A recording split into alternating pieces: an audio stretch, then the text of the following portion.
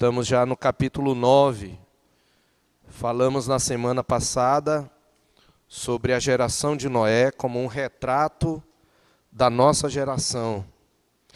Hoje eu quero falar sobre a aliança noaica, também chamada de aliança da preservação. Deus faz com a geração pós-diluviana um pacto, uma aliança de preservar a sua criação e não mais trazer águas de dilúvio sobre a terra para destruí-la. E nós vamos nesta noite então tratar sobre esta aliança e os aspectos desta aliança. Qual é o contexto da aliança noaica ou aliança da preservação? O contexto é aquilo que nós vimos na semana passada, sob a mensagem, o retrato da nossa história, né? Você lembra que a geração de Noé, na geração de Noé nós vemos uma condição humana de degradação. Houve multiplicação da maldade lá no capítulo 6, a humanidade foi corrompida pelo pecado, até mesmo a geração de piedosos se corrompeu, pois o Senhor Deus diz, pois a palavra de Deus diz no capítulo 6, no verso 5, que viu Deus que a maldade do homem se havia multiplicado, lembre, a multiplicação extensiva, a maldade se havia multiplicado, todos os homens, e também intensiva, o interior, e que era continuamente mal todo o desígnio do seu coração. Nós lembramos que o coração é a fonte, é dele que procedem as fontes da vida, e se a fonte está corrompida, não adianta colocar antídoto sobre o leito do rio. Então você vê aqui o estado de depravação total da terra, ainda reiterado nos versos 11 e 12. A terra estava corrompida à vista de Deus e cheia de violência. Viu Deus a terra e eis que estava corrompida. Lembrando que esta palavra é a mesma utilizada lá em Êxodo para descrever a terra quando houve a praga das moscas no Egito. A terra ficou arruinada lá, o verbo é arruinada, mas é o mesmo verbo traduzido aqui por corrompida. E cada ser vivente era responsável pela sua própria corrupção, diz o verso 12. Então, a condição humana da geração diluviana é a de multiplicação da maldade e uma humanidade e a terra corrompida. Nós vimos que diante dessa terra corrompida, houve uma intervenção divina, tanto de julgamento e destruição, como de salvação. Deus resolve fazer desaparecer todo ser vivo sobre a terra e para isto ele ordena o dilúvio. Mas ele havia feito um pacto com a criação, acerca do qual nós vimos em mensagens anteriores. E junto com esse julgamento e destruição, você tem aqui a manifestação da eleição da graça. No capítulo 6, verso 9, verso 8, logo depois de declarar ao Senhor que faria desaparecer da terra todo ser vivente, no verso 8, há uma declaração da graça soberana. Noé, porém, achou graça diante do Senhor. E como consequência da graça de Deus sobre Noé, ele se tornou um contraste à sua geração. Ele diz, a palavra de Deus, que ele era um homem íntegro e justo entre os seus contemporâneos e que ele andava com Deus. Com Noé, Deus resolve continuar a sua aliança com a criação e ele preserva não só a família de Noé, como também 2 de cada espécie dos seres vivos. E nós devemos lembrar no capítulo 6, versículo 18, ocorre pela primeira vez a palavra aliança. Contigo, porém, estabelecerei a minha aliança. E lembremos-nos que essa aliança também é com a criação. E nós vimos então, meus irmãos, a tensão crescente do dilúvio. Nós vimos que há uma série de paralelos, primeiro, entre o dilúvio e a própria criação. Há uma menção de animais domésticos, animais selváticos, a menção do abismo que se fecha de novo em águas profundas, como que um reverso, você vê um reverso da criação. Há uma menção do firmamento que desaparece e depois aparece. Deus faz a terra retornar ao caos e depois ele recria a terra. E nós vimos que nessa tensão, nessa estrutura em que é narrado o dilúvio a partir do capítulo 7, e especialmente no capítulo 8, você vai ver, primeiro, Noé entra na arca com sua família e os animais. Deus fecha a porta da arca, depois o dilúvio começa, abrem-se as comportas daquele mesmo abismo mencionado em capítulo 1, verso 2, havia trevas sobre a face do abismo. Depois disso, chove copiosamente durante 40 dias e 40 noites. E ainda as águas prevalecem ao longo de 150 dias. E aí, o centro dessa estrutura é o capítulo 8, verso 1, e a partir disso há um novo reverso. Lembrou-se Deus de Noé e de todos os animais selváticos e de todos os animais domésticos que com ele estavam na arca. E a partir desse foco central, dessa declaração pactual, porque a expressão lembrar-se traz a ideia de fidelidade pactual. Deus foi fiel com Noé e com a aliança que ele tinha feito. E a partir dessa fidelidade pactual de Deus, há um reverso exato. Veja, as águas diminuem, primeiro, o dilúvio, a chuva cessa, depois, as águas diminuem ao longo dos mesmos 150 dias, elas prevalecem 40 dias e 40 noites, depois prevalecem as águas sobre 150 dias sobre a terra, depois aparece a porção seca, depois Noé, que havia entrado na arca, sai da arca, e então ele oferece holocaustos ao Senhor. Então este foi o dilúvio, de modo que a história de Noé, ela terminou da mesma forma, e aqui eu quero, agora chegando no capítulo 9, tratar do contexto do capítulo 9, antes da gente falar da aliança da preservação, justificando por que a chamamos assim, não é uma designação nossa, mas porque concordamos em chamá-la assim. Se você olhar o capítulo 9, já agora com a nova humanidade representada por Noé e sua família, 8 pessoas, você vai ver que o capítulo 9 termina da mesma maneira que a genealogia do capítulo 5. Diz assim, no verso 28, Noé, passado o dilúvio, viveu ainda 350 anos, todos os dias de Noé foram 950 anos e morreu. Você vai ver que este é o mesmo ritmo da genealogia do capítulo 5. Fulano gerou a Cicrano, depois viveu tantos anos, e teve filhos e filhas. Todos os dias da vida de fulano foram tantos e morreu.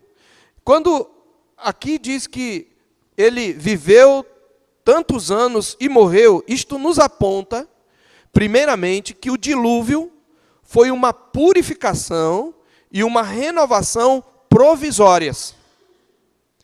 O problema na morte não é solucionado com o dilúvio.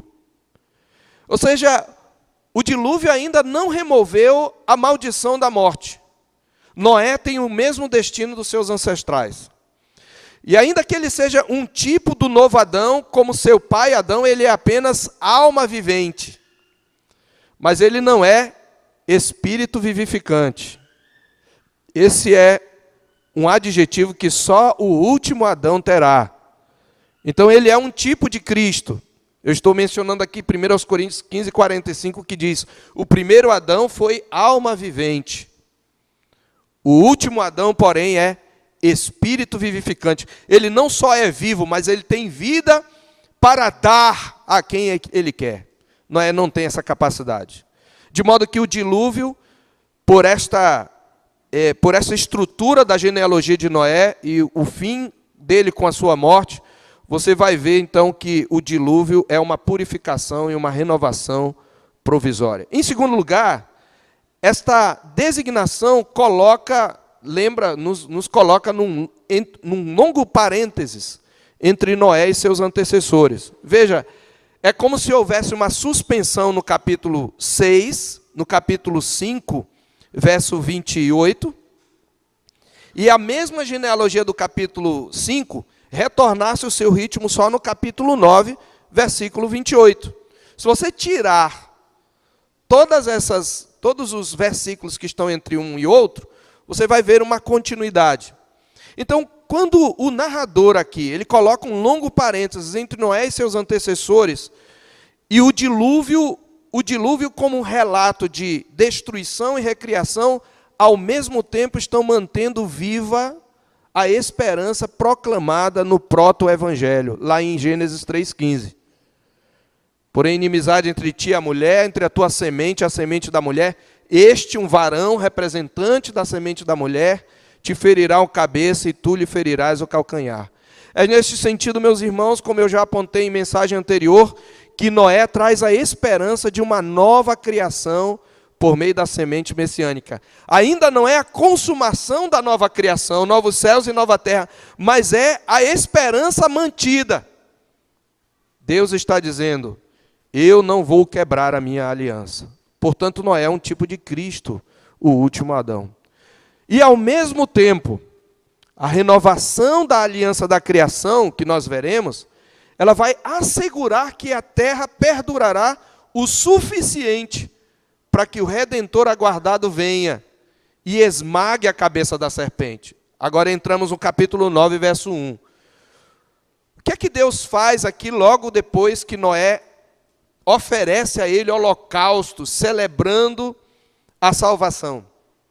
Noé proclama, Deus declara sobre Noé a mesma bênção criacional do capítulo 1, versículos 26 a 28. Abençoou Deus a Noé e a seus filhos e disse: sede fecundos, multiplicai-vos e enchei a terra. No verso 7 de novo: mas sede fecundos e multiplicai-vos, povoai a terra e multiplicai-vos nela. Deus não desistiu do seu plano de fazer a sua imagem e semelhança e o homem espalhar-se sobre a terra e refletir a sua imagem e semelhança. O projeto de Deus é fazer do homem sua imagem perfeita na terra. E para isso, no entanto, veja, Deus é santo, nós vimos hoje pela manhã, Deus é justo, Deus é reto e não pode deixar de punir o pecado. Ele não pode tolerar o mal. Mas esta nova família, ainda que de redimidos, é de pecadores. A violência não desapareceu do coração deles. A degradação moral ainda está neles como um potencial, como ainda veremos nesta mensagem. Então, para que Deus não venha de novo e destrua a terra antes que venha o Redentor e não haja esperança para a criação, Ele faz uma aliança de preservação, Ele faz uma aliança de sustentar, governar e dirigir a sua criação e não trazer destruição definitiva sobre ela até que venha o Redentor. Esta é a aliança da preservação. Nós já vimos, queridos, que o narrador, ele coloca 10 gerações antes do dilúvio. Se você contar, tem 10 gerações antes do dilúvio e 10 gerações depois do dilúvio. E isto coloca o dilúvio entre Adão e Abraão. E como disse um comentarista, Bruce Waltke, Noé, ele é o salvador no final da história pós-diluviana. Com Noé, o Criador faz uma aliança para salvar a sua criação. E lá na frente, na história patriarcal com Abraão, o Senhor faz uma aliança para salvar as nações. É muito clara a aliança de Deus. Observe, ele no verso 9 em diante: eis que estabeleço a minha aliança convosco e com a vossa semente. A palavra traduzida por descendência é a mesma do capítulo 3, verso 15, semente. E não só com vocês, mas veja, com a criação também, com todos os seres viventes que estão convosco, tanto as aves, os animais domésticos e os animais selváticos que saíram da arca, com todos os animais da terra. Então, quais são os aspectos distintivos da aliança da preservação? Este é vamos dizer assim, a pergunta que vai nortear a nossa mensagem. Os aspectos da aliança da preservação. O primeiro aspecto da aliança da preservação é a confirmação exatamente do compromisso divino com a aliança da criação. Qual é a aliança da criação? Nós vimos isto em mensagem passada, não é? Quando Deus fez uma aliança com Adão, deu a ele 3 mandatos, estipulou uma proibição, aquela aliança chamada na nossa confissão de fé por aliança das obras. E no capítulo 3, verso 15, ele renova esta aliança com a aliança de redenção, a aliança da graça. E o primeiro aspecto dessa aliança da preservação é a confirmação do compromisso divino com a primeira aliança, com a aliança da criação. Porque além de Noé, como nós acabamos de mostrar, são preservados os outros seres criados. E a mesma linguagem, a mesma fraseologia da aliança da criação está ocorrendo aqui neste capítulo. Como já desde o capítulo 6, veja, capítulo 6, verso 20, a Bíblia diz que deveriam entrar na arca das aves segundo as suas espécies, do gado segundo as suas espécies, de todo réptil da terra segundo as suas espécies, 2 de cada espécie virão a ti para os conservares em vida. É a mesma linguagem do capítulo 1, quando a primeira narrativa da criação, que haja animais segundo a sua espécie, essa expressão que se repete.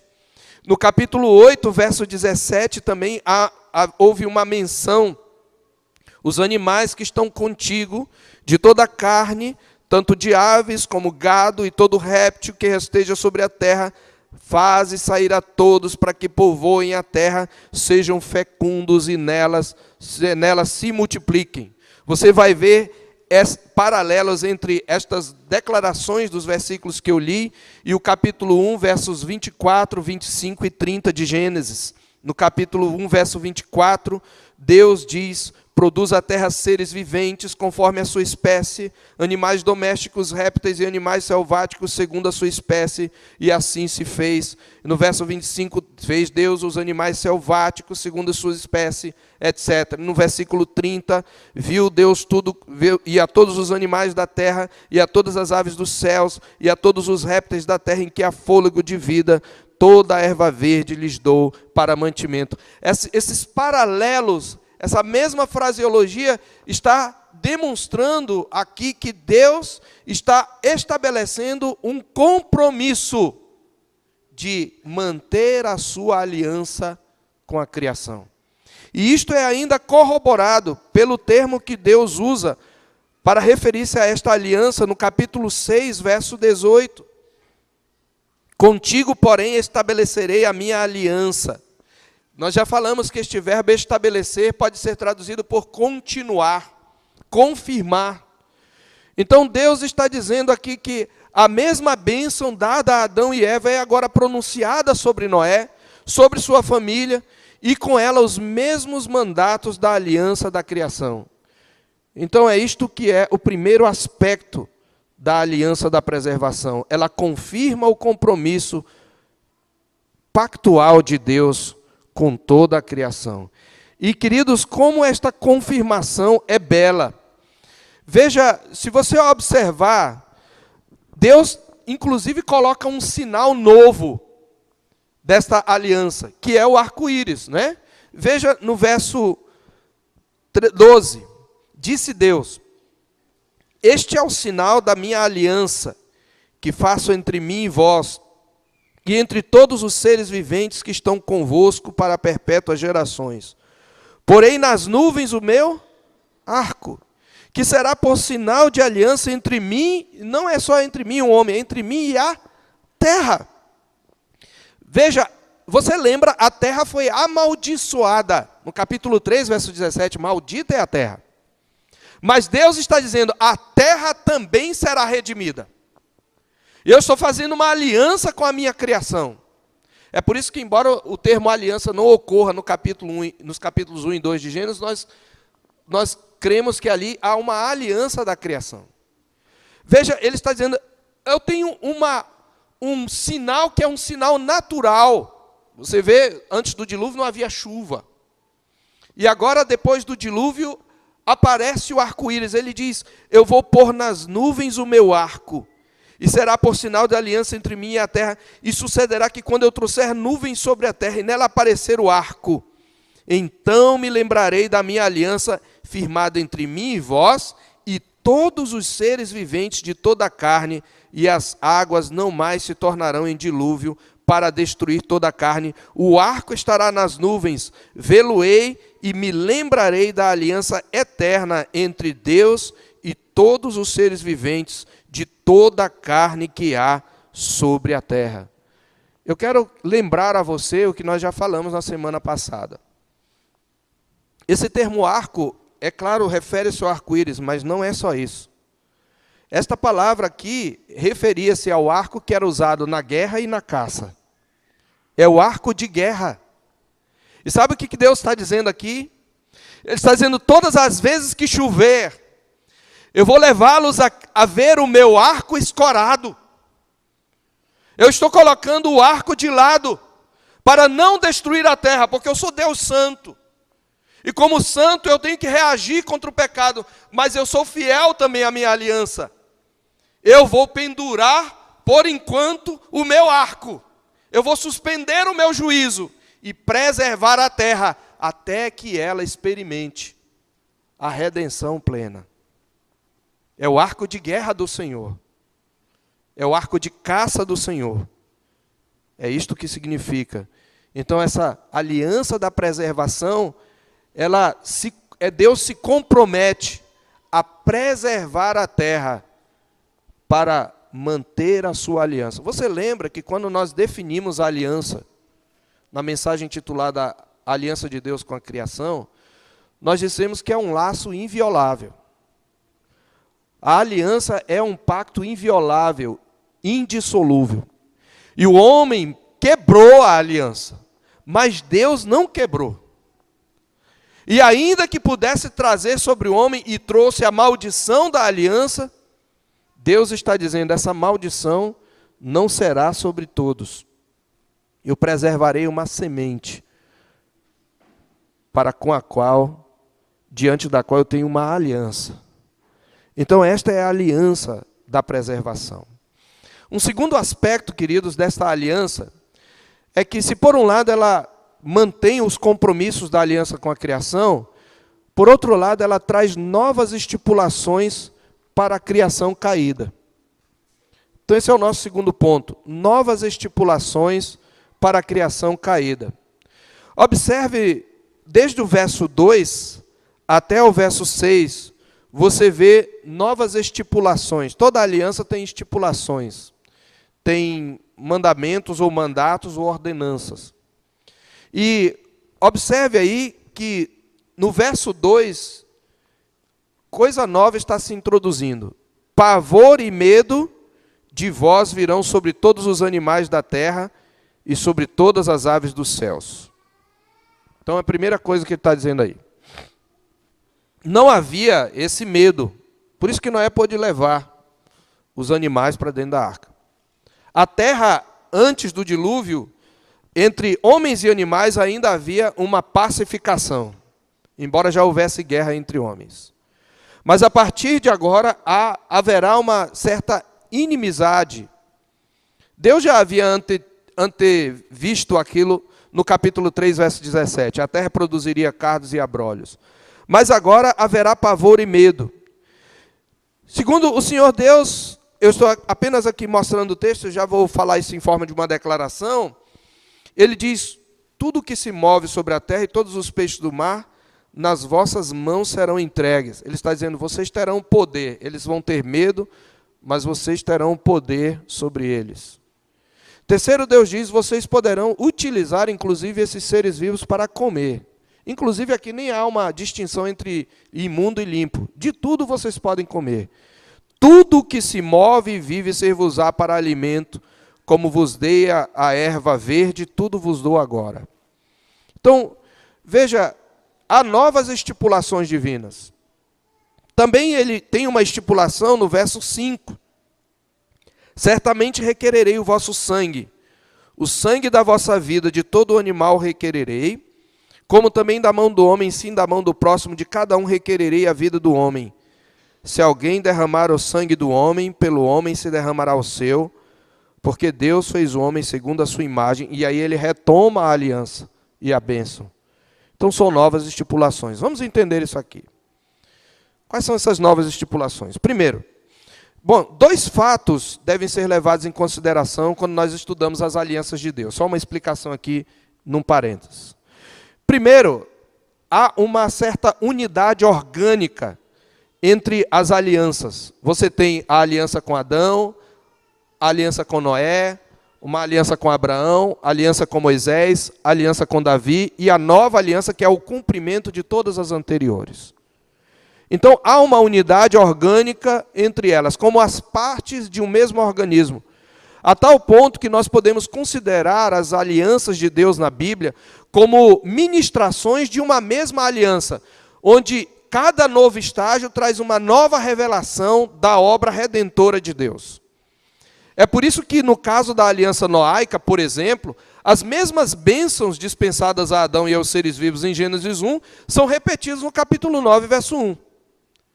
Mas uma segunda realidade sobre as alianças é que, por outro lado, cada nova aliança também tem um elemento de descontinuidade, isto é, em cada nova aliança Deus acrescenta novas ministrações da mesma graça, adequadas ao novo contexto. É neste sentido que Deus agora traz novas estipulações da graça comum para o contexto pós-diluviano.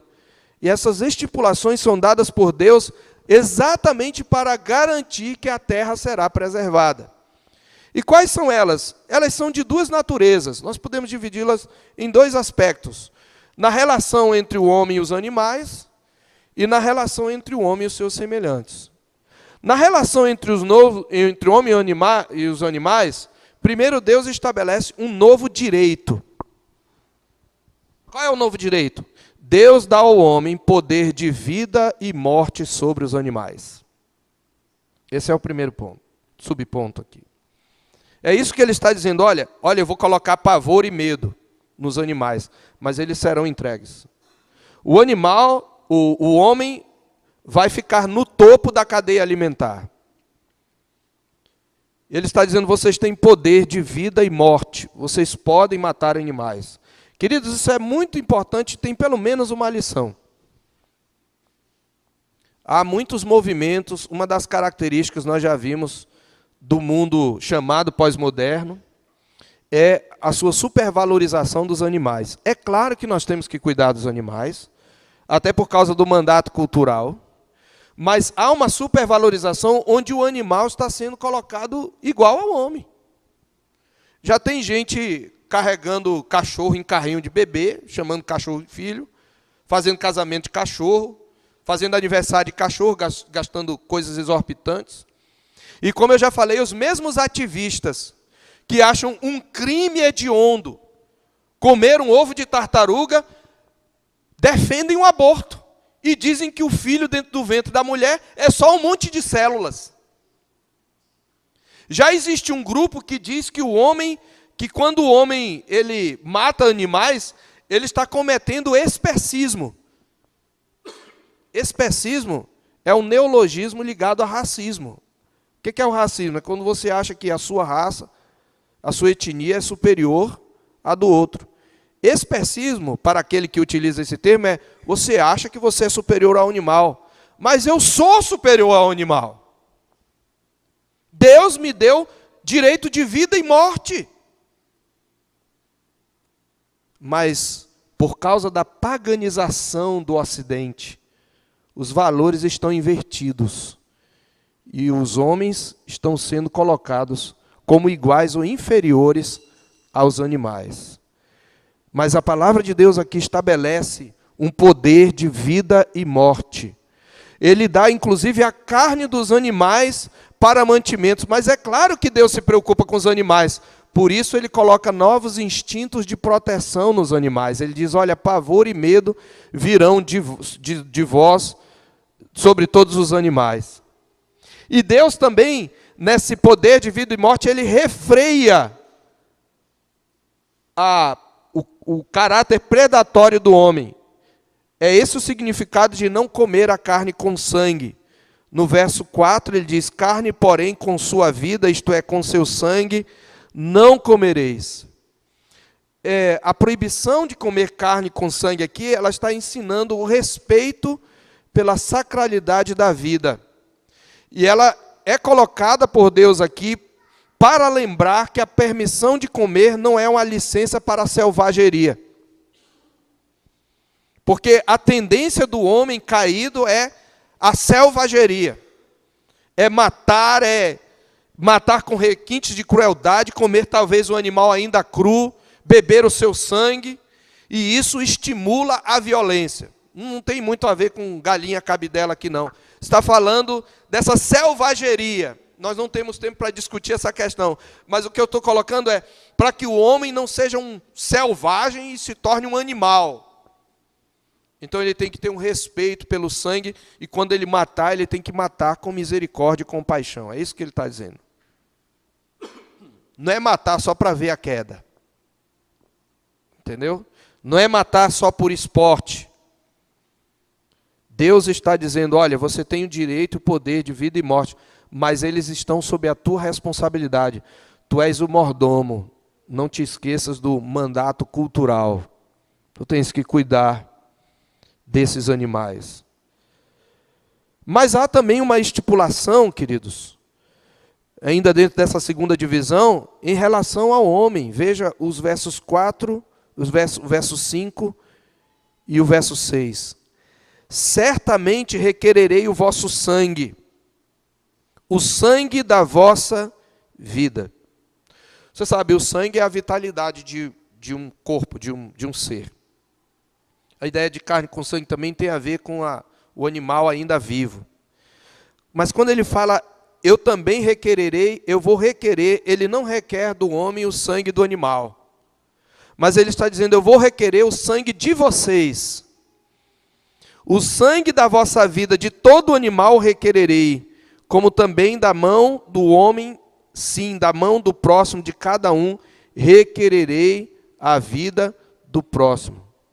Queridos, o que ele está colocando aqui, o que ele está enfatizando aqui é, vocês não têm autorização para tirar a vida uns dos outros. Deus está proibindo aqui o homicídio, porque ele sabe que a violência ainda está no coração do homem. Então ele estabelece uma estipulação para refrear a violência. Quando ele está dizendo, eu vou requerer, ele está dizendo, olha, você vai prestar conta do sangue humano que você derramar. Ele está dizendo, eu estou estabelecendo uma estipulação para proteger a minha imagem e semelhança. Veja que ele menciona que o homem é imagem, mesmo caído, a imagem está turvada, mas ainda há imagem ali no verso 6, porque Deus fez o homem à sua imagem. E qual é a estipulação, qual é a sanção divina para aquele que tirar a vida do homem? Aqui eu vou, talvez, surpreender alguns. Pena de morte. É a pena de morte. Veja o que ele diz no verso 6. Se alguém derramar o sangue do homem, o que vai acontecer? Pelo homem se derramará o seu, porque Deus fez o homem à sua imagem. Então, há um sofisma, há uma falácia naqueles que são contrários à pena de morte, e veja que isso é anterior à aliança mosaica, anterior à lei mosaica. Mas há uma falácia dizendo, olha, a Bíblia diz, não matarás. Então ninguém tem direito de tirar a vida. Veja o que Deus está dizendo. Se alguém derramar o sangue do homem, pelo homem, pela instrumentalidade do homem, o seu sangue será derramado. Sabe o que Deus está estabelecendo aqui? Deus está instituindo o poder do Estado como instrumento do controle da violência. Deus não deu a mim o poder de vida e morte sobre o meu semelhante, mas Ele está dando o poder da autoridade instituída. O Estado tem poder de vida e morte. Os reformadores assim veem este texto. E desde Lutero e até os anteriores, Calvino, Abraham Kuyper, elabora especialmente esse tema. A pena de morte é estabelecida por Deus, irmãos. É isso que ele quer dizer, pelo homem se derramará o seu. Aí você diz, mas a Bíblia, pastor, diz não matarás. Vamos para lá? Êxodo capítulo 20. No Êxodo capítulo 20, Você sabe, o 6º mandamento é não matarás. Mas eu quero fazer 2 observações aqui. A primeira é para o verbo utilizado. A língua hebraica, como a nossa, tem vários termos para matar. Tem um termo que significa simplesmente tirar a vida, derramar o sangue. Mas tem também um verbo que traz a ideia de assassinar, como é o nosso caso, que a gente usa. Então, na verdade, o texto aí não é qualquer gênero de morte. Aí é não assassinarás. O verbo utilizado refere-se a homicídio. Não cometerás homicídio. Se isto não lhe convence, não o convence, pule a sua Bíblia uma página e veja qual é a sentença para quem quebrar o 6º mandamento. Capítulo 21. São leis acerca da violência, no capítulo 21. Quem ferir a outro de modo que este morra, também será morto. Claro que se foi casual, então ele vai ter um lugar para onde vai fugir, uma cidade de refúgio. E lá ele vai esperar o julgamento. Não é assim, matou alguém da família, tem o direito de ir lá e matar. Não é isso, não. Ele vai para uma cidade, os sacerdotes vão julgar. Mas veja, no verso 14, se alguém vier maliciosamente contra o próximo, matando-o à traição, tirá-lo-ás até mesmo do meu altar, para que morra. Quem ferir seu pai ou sua mãe será morto. Quem raptar alguém e o vender ou for achado na sua mão será morto. Quem amaldiçoar o seu pai será morto. Se 2 homens brigarem e ferirem um outro, o que foi ferido será morto. Veja, no mesmo contexto dos 10 mandamentos, ele está dizendo, olha, para quem descumpre o mandamento não matarás, há uma retribuição. No nosso país não tem, é um ponto a se discutir, mas nós não devemos condenar os países que têm. Se a lei é justa, é um poder de vida e morte. E se isto ainda não o convenceu, você pode abrir em Romanos 13. Mas Jesus veio e acabou com tudo isso. A morte de Jesus anulou a lei cerimonial, não a lei moral. Ou você hoje não precisa honrar pai e mãe. Mas no capítulo 13, o autor de Romanos, Paulo, o que é que ele vai dizer? Ele diz, todo homem esteja sujeito às autoridades superiores, porque não há autoridade que não proceda de Deus, e as autoridades que existem são por ele instituídas. E veja, de modo que aquele que resiste, no verso 2, se opõe à autoridade, resiste à ordenação de Deus, e os que resistem trarão sobre si mesmos condenação. Porque os magistrados não são para temor quando se faz o bem, sim quando se faz o mal. Queres tu não temer a autoridade? Faze o bem e terás o louvor dela, visto que a autoridade é ministro de Deus para o teu bem. Entretanto, se fizeres o mal, teme, porque não é sem motivo que ela traz Veja, Novo Testamento.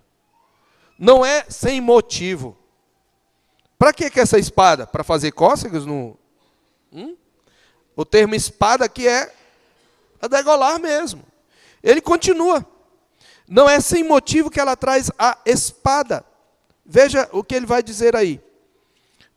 Ele diz que ela é vingador, pois é ministro de Deus, vingador, para castigar o que pratica o mal. A Bíblia diz que eu não devo julgar a mim mesmo, mas Deus deu ao Estado poder de vingador, vindicador da justiça. E sabe que a pena de morte é estabelecida por Deus em Gênesis 9 para coibir, queridos, a violência. Mas violência gera mais violência. Pena de morte não é exatamente violência. É a sanção de uma lei sobre o violento. Essa é uma estipulação.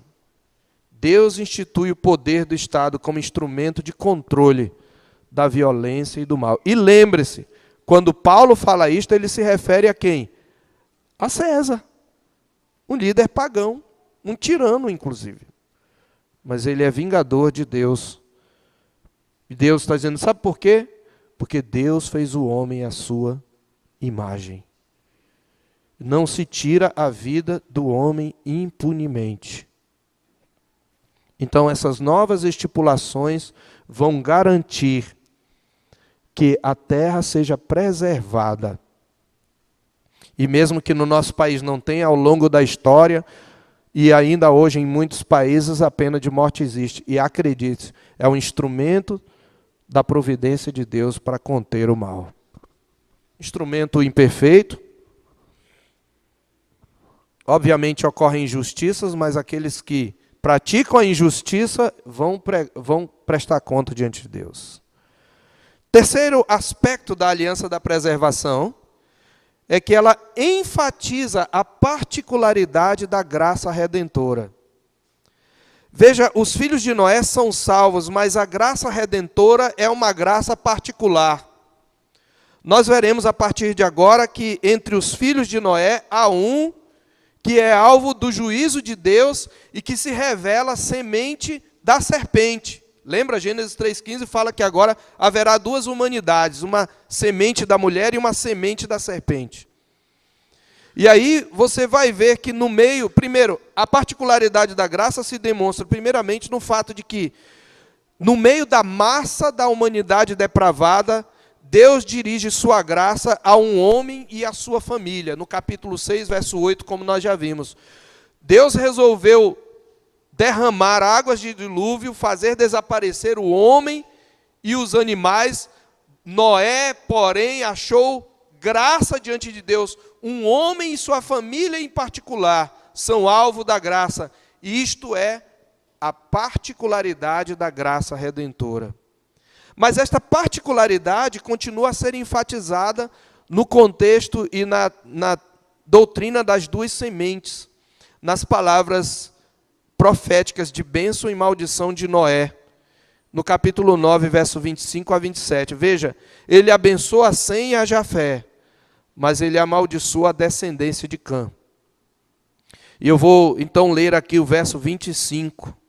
E disse: maldito seja Canaã, seja servo dos servos a seus irmãos. E ajuntou: bendito seja o Deus de Sem, e Canaã lhe seja servo.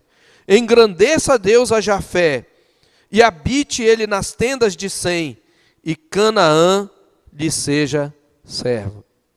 Claramente você vê a particularidade da graça, ou seja, a graça salvadora não se estende sobre todos, mas estende-se aqui sobre dois filhos de Noé, e o outro é amaldiçoado. É claro que você deve perguntar, por quê, pastor? E aí isso nos leva ao quarto aspecto.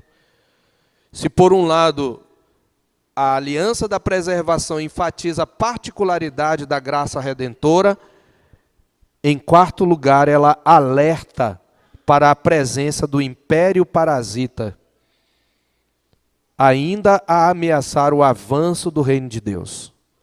A aliança da preservação, ela alerta para o fato de que o império parasita, a semente de Satanás, ainda está presente no mundo e fará tudo para destruir a semente messiânica e impedir o avanço do plano redentor de Deus. E é aí que nós chegamos à irreverência de Cã, verso 20. E aqui, meus queridos, esta é talvez a parte mais dramática, porque até agora você só tem bênção, né? Você só tem celebração. Mas a partir do verso 20 nós ficamos sabendo que o pecado não foi erradicado ainda da terra. Mais ainda, que ele está ali em toda a sua força e malignidade. E aqui eu vou chocar alguns irmãos. Mas eu tenho que ser fiel ao texto. Veja, diz que sendo Noé lavrador, passou a plantar uma vinha, cumprindo o mandato cultural. E ele não só soube plantar uma vinha, mas ele desenvolveu tecnologia para fazer o vinho da uva. Essa tecnologia possivelmente já havia, porque Jesus, referindo-se à geração de Noé, disse: comiam e bebiam, e ali não é beber refrigerante, que nem tinha. Ali é bebida fermentada. Mas Noé, ele planta uma vinha, ele cumpre o mandato cultural, ele mexe na terra. Veja, ele está aqui fazendo aquilo que Deus ordenou a Adão, cultivando e arando a terra. Só que o vinho na Bíblia, queridos, a Bíblia diz que ele alegra o coração do homem, lá no Salmo 104. O vinho na Bíblia é um sinônimo de festa. O Senhor transformou água em vinho, e não era suco de uva, tá, querido? Em nenhum momento, quando a Bíblia menciona vinho, ela está falando de suco de uva. Era vinho fermentado mesmo. Só que a Bíblia condena a embriaguez, o excesso. Quando você abusa da liberdade. E aí, veja, Noé, ele passou dos limites.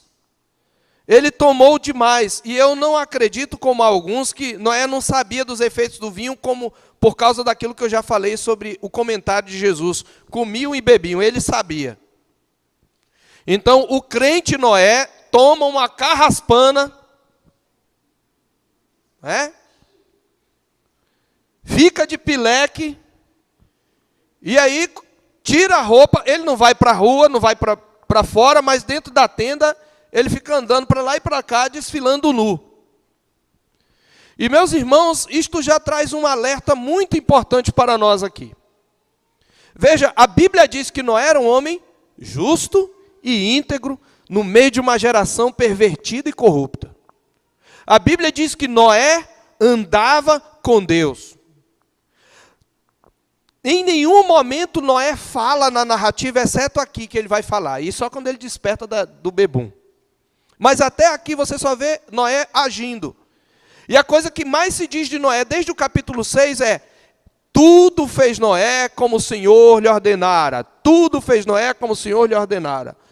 Os comentaristas, em sua maioria, calculam que levou 100 anos, desde que Deus anuncia o dilúvio a Noé, quando ele tinha 500 anos, até o ano 600 da vida de Noé. Isto quer dizer que ele foi um homem que andou com Deus e foi obediente, irrepreensível, justo e íntegro, no meio de um monte de perversos e de pervertidos durante 100 anos. E agora, buf, ele leva uma queda. O que é que isso significa, queridos? Não tem nenhuma experiência que você tenha com Deus neste mundo que te imunize do pecado. Não tem nenhum tipo de santificação que você tenha que te permita baixar a guarda para a realidade do pecado dentro de você. Não existe uma santidade e uma perfeição neste mundo pela qual eu possa dizer: agora eu não caio mais. Meus amados irmãos, neste evento Deus está alertando para nós, para aquilo que Paulo fala lá em Romanos 7. Eu sei que em mim, na minha carne, não habita bem nenhum, porque o querer o bem está em mim, não porém o efetuá-lo. Por mais santo que você seja, irmão, por mais que você tenha vivido uma vida reta diante de Deus, você não pode baixar a guarda para o pecado. Enquanto Jesus não vier, o pecado é uma realidade e pode te derrubar. E quantos irmãos caíram depois de muito tempo de fidelidade ao Senhor? E, queridos, quando eu aconselho pessoas que levaram grandes quedas, uma frase que se repete à exaustão é esta: pastor, eu achava que eu nunca ia cair. Eu olhava para os outros que caíram e dizia: olha, isso não vai acontecer comigo. E eu acho que eu caí para que Deus demonstrasse que eu sou fraco. É verdade. Você nunca vai chegar a um estágio em que você tenha permissão para baixar a guarda. Por isso, John Owen tem razão quando ele diz: não existe um dia na vida do crente em que ele ou não vai vencer o pecado ou não vai ser vencido por ele. Não há tréguas, irmãos. Sem pecado só lá. É por isso que a Bíblia diz: a soberba precede a ruína, e a altivez de espírito a queda. É por isso que a Bíblia diz: aquele que pensa estar em pé, não é aquele que está em pé, não fala o texto errado, não. Tem gente que fala: a Bíblia diz aquele que está em pé. Não tem isso lá. 1 Coríntios 10, se não me engano, 12 ou 13, diz: aquele que pensa que está em pé, veja que não caia. E muitas vezes a gente descansa. Eu estou surfando no avivamento, não vou pecar. Pode colocar caminhão de demônio aí, que eu chuto tudo com a canela. Né? Tem gente que é assim. Não tem isso, irmãos. Quanto mais santo, quanto mais santificado, mais alerta você tem que estar para o pecado. Mas isso não é tudo, queridos.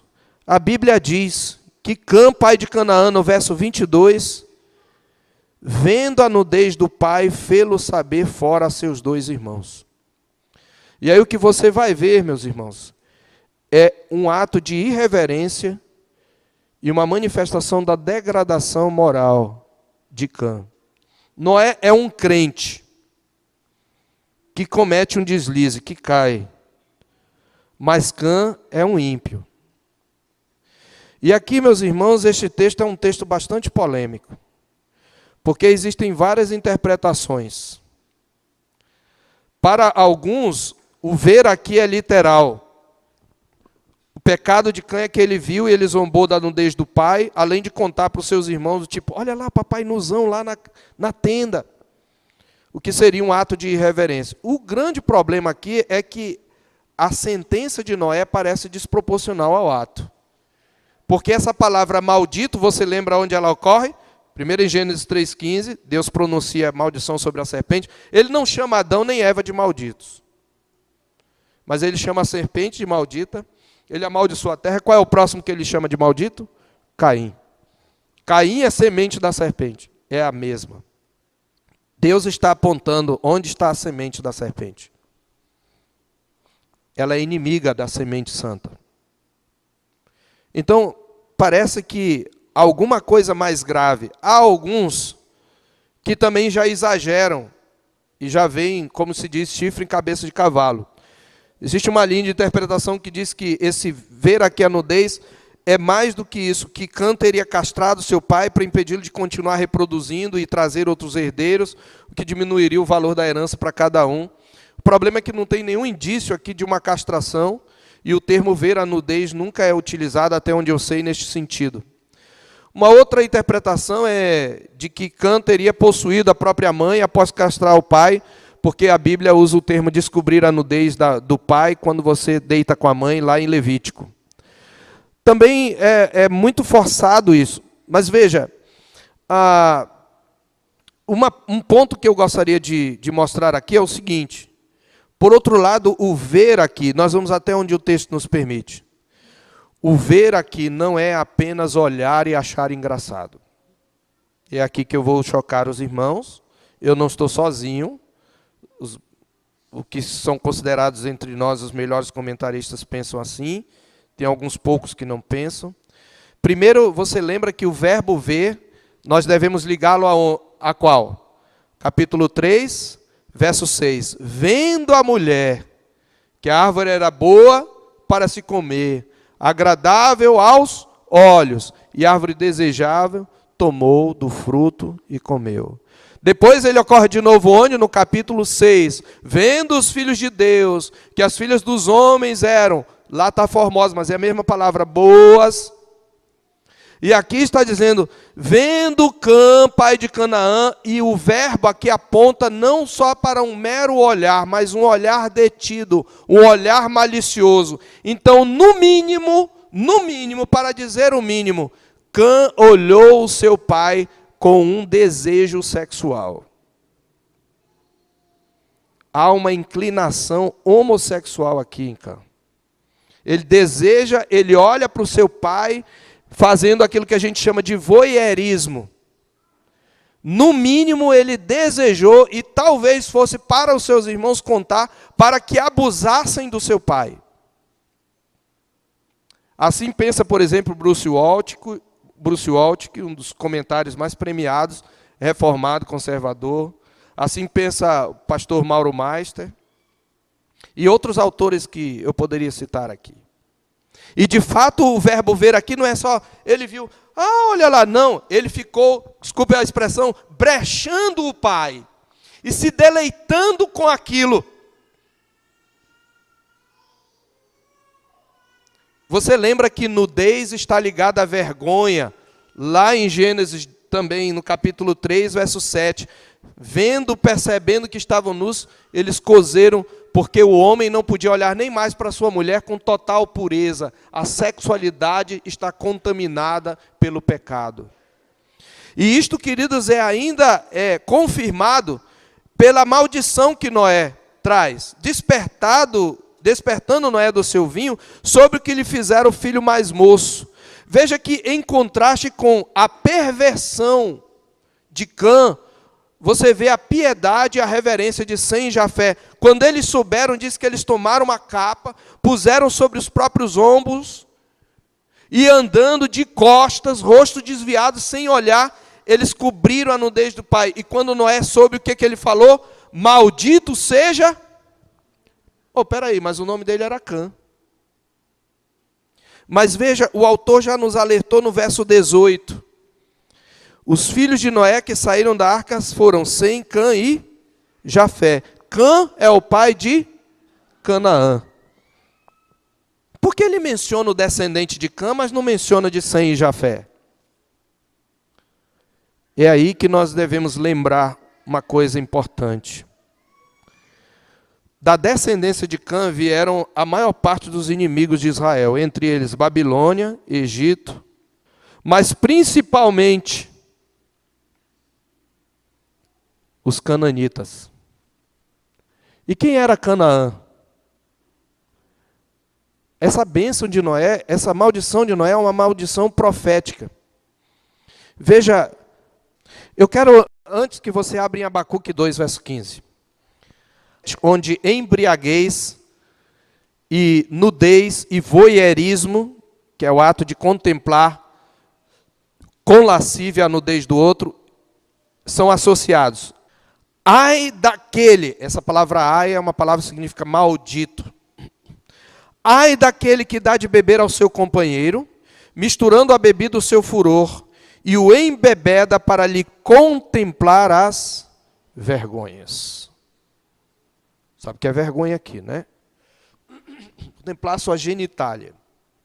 Então, Noé não foi embriagado, ele se embriagou. Mas Cã se deleita com isso. E agora, então, indo para Levítico, eu quero que você abra a palavra de Deus em Levítico, e você vai entender quem são os moradores de Canaã. Em Levítico capítulo 18, o Senhor Deus trata de várias uniões abomináveis. E veja, você sabe que o simples desejar já é considerado por Deus o pecado, né? Aquele que olha para uma mulher para cobiçá-la, no coração já adulterou com ela. No capítulo 18, a Bíblia diz, a partir do versículo 6, nenhum homem se chegará a qualquer parenta da sua carne para lhe descobrir a nudez.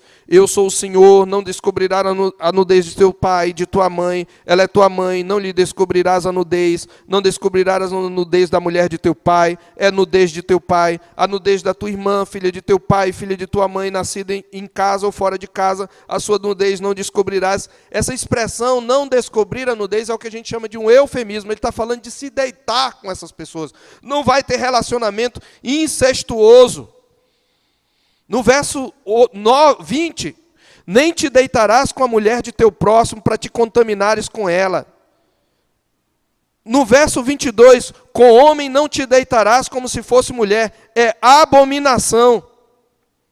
Ele está falando que a sodomia, o relacionamento homossexual, é pecado.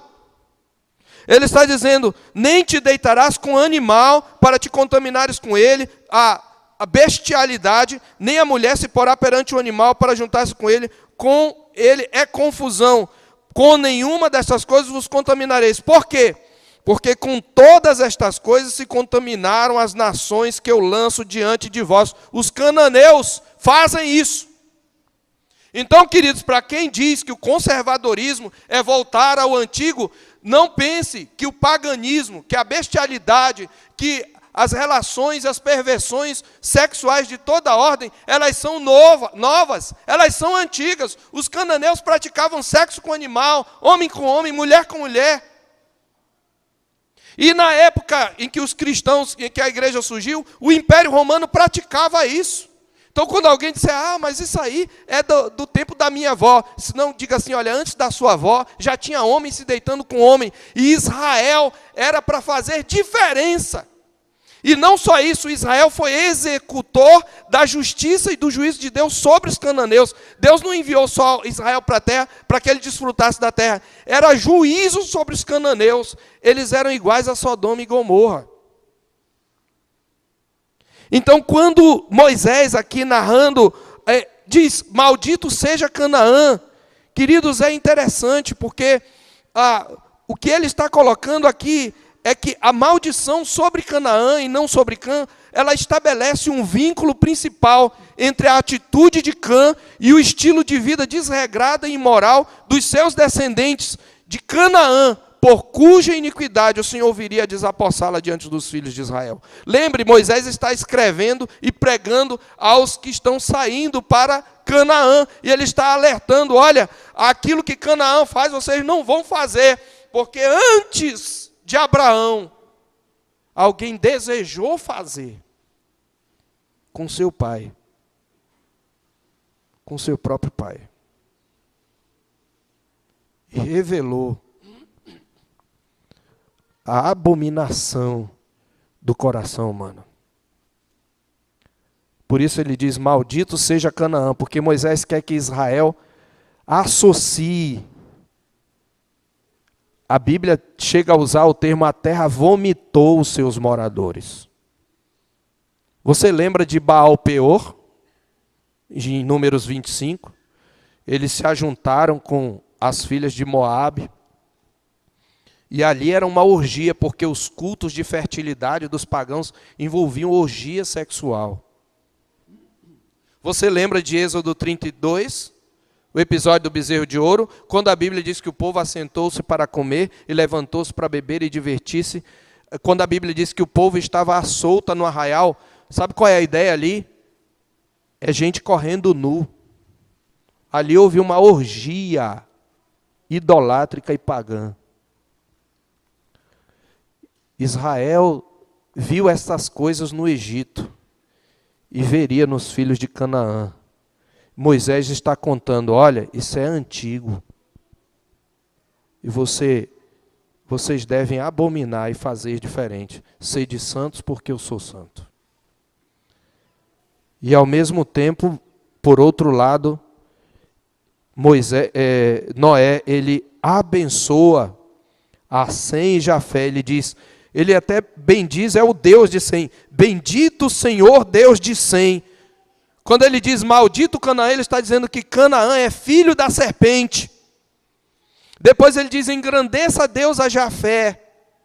Habite ele nas tendas de Sem. Sabe o que ele quer dizer? A bênção virá por meio de Sem. Sem é aquele por meio de quem as nações serão abençoadas. E Jafé, a sombra de Sem, vai ser engrandecido.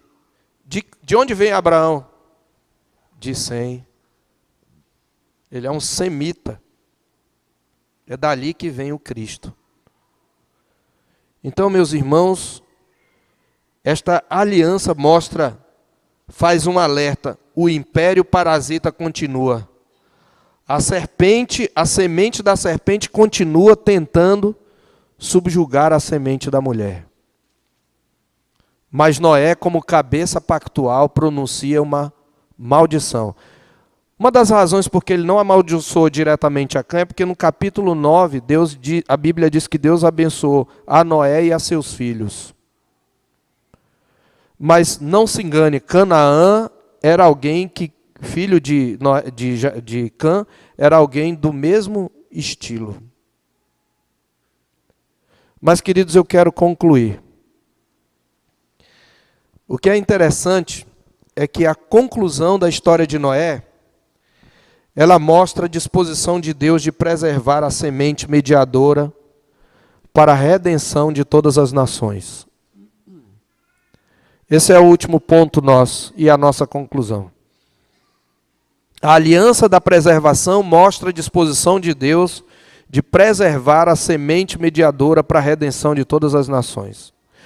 Veja, embora no contexto da velha aliança nós vejamos que a questão étnica ela esteja mais presente, por causa do caráter limitado e provisório da antiga dispensação, mesmo nessa época, a questão das sanções de bênção e maldição, ela não está centrada no âmbito étnico, mas no âmbito ético. Não está no âmbito racial, mas espiritual. Babel e Egito, futuros escravizadores de Israel, e as próprias cidades de Sodoma e Gomorra, são exemplos proverbiais de imoralidade, eles viriam de Cã. No entanto, a maldição sobre Canaã e não sobre Cã estabelece o vínculo principal entre a atitude desse estilo e o estilo de vida desregrado e imoral dos descendentes de Cã, os cananeus, cuja impiedade levaria o Senhor a desapossá-los diante dos filhos de Israel. Mas, veja, apesar da maldição sobre Canaã, e aqui está a grandiosidade da graça, onde abundou o pecado, superabundou a graça. A salvação para Canaã. A graça particular, a graça redentora e relativa. Por causa dela, Canaã terá representantes entre as tribos, povos, línguas e nações. Onde é que nós encontramos isso? Josué capítulo 6. Você lembra que lá no capítulo 12, Deus vai dizer para Abraão: abençoarei os que te abençoarem, e amaldiçoarei os que te amaldiçoarem. E em ti, na tua semente, serão benditas todas as famílias da terra. Todos aqueles que tiveram uma relação pacífica com a semente santa, serão abençoados através dessa semente. E olha o que acontece em Josué capítulo 6. A primeira cidade cananita a cair, a ruir, é Jericó. Você conhece aí as muralhas de Jericó. Mas veja logo o que acontece. No capítulo 6, verso 22 de Josué, já estamos terminando, diz assim: então disse Josué aos 2 homens que espiaram a terra: entrai na casa da mulher, que mulher é? Prostituta. Olha a graça de Deus aqui.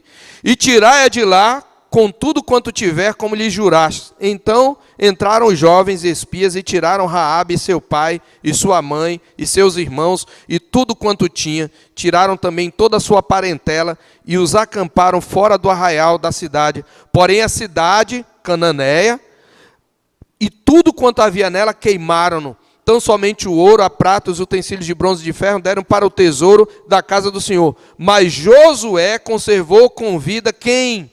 Uma prostituta, além de Canané, da pior espécie. Uma prostituta, a prostituta Raabe, e a casa de seu pai, e tudo quanto tinha, e habitou no meio de Israel até o dia de hoje, porquanto esconderam os mensageiros que Josué enviara a espiar Jericó. A graça redentora olhou para Canaã e viu uma família, e viu uma prostituta, e ela achou graça diante do Senhor, e ele preservou a semente de Canaã para estar entre as nações que vão glorificar o Cordeiro. E para ficar claro, lá em Hebreus capítulo 11, os versículos 30 a 31, você sabe que ali é o texto dos heróis da fé. Os heróis da fé, em Hebreus 11, veja quem aparece entre eles. Hebreus capítulo 11, no versículo 30 e no versículo 31. Veja, os antigos obtiveram testemunho pela fé. Eles foram justificados pela fé.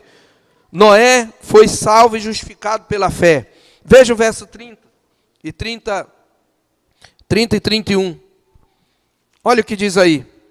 Pela fé, ruíram as muralhas de Jericó depois de rodeadas por 7 dias. Mas olha o verso 31. Pela fé, Raabe, e a Bíblia gosta de enfatizar, a meretriz não foi destruída com os desobedientes, porque acolheu com paz aos espias. Ela creu no Deus de Israel, e essa prostituta foi salva. Há salvação para os homossexuais que se convertem a Cristo. Há salvação para os pervertidos que se convertem a Cristo. A semente de Abraão, a semente de Sem. E para a gente concluir com chave de ouro, Mateus capítulo 1. Tem mais bênção para a vida de Raabe, já era suficiente. Mas no capítulo 1 de Mateus, você tem a genealogia de Jesus Cristo, para demonstrar que ele é o rei messiânico.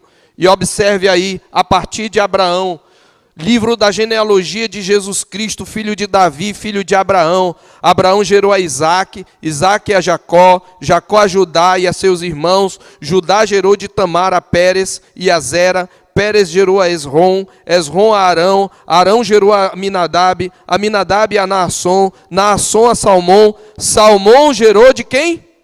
De Raabe a Boaz, este de Ruth gerou a Obed, e Obed a Jessé, Jessé gerou ao rei Davi. E lá na frente, no verso 16, e Jacó gerou a José, marido de Maria, da qual nasceu Jesus, que se chama o Cristo. A Canaã eleita fez parte da genealogia daquele por meio de quem a cananeia Raabe foi salva. Aleluia!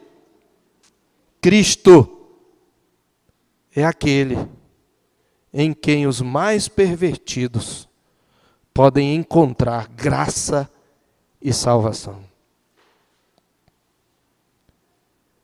É por isso que nós precisamos pregar a Cristo, queridos. A salvação para a homossexualidade não é heterossexualidade. É a regeneração em Cristo. Porque um heterossexual que não tem Cristo está perdido. É por isso que Paulo disse que nem impuros, nem sodomitas, nem efeminados herdarão o reino do céu juntamente com bêbados. Mas ele diz, tais fostes alguns de vós, mas vós vos lavastes, mas fostes justificados, mas fostes santificados no Espírito do nosso Deus e em Jesus Cristo. Que nós, meus irmãos, possamos olhar para esta história e nós possamos nos firmar naquele para quem ela aponta, em Cristo, aquele que veio para redimir a criação e reconciliar consigo todas as coisas. Porque a Bíblia diz que um dia ele virá, ele já veio para salvar. E se você não tem Cristo, não importa quão moral você seja, quão homem de bem você seja, se você não tem Cristo, você está debaixo da ira de Deus. Mas se você vier para Cristo, não importa o tamanho do seu pecado, onde abundou o pecado, superabundou a graça. E se você está em Cristo, viva uma vida que seja um contraste com o paganismo em redor. Diga não, pregue contra isto. Não deixe de chamar o pecado de pecado, mesmo que você vá para a prisão, e abomine toda sorte de perversão, e vigie o seu próprio comportamento. Aquele que pensa estar em pé, veja que não caia.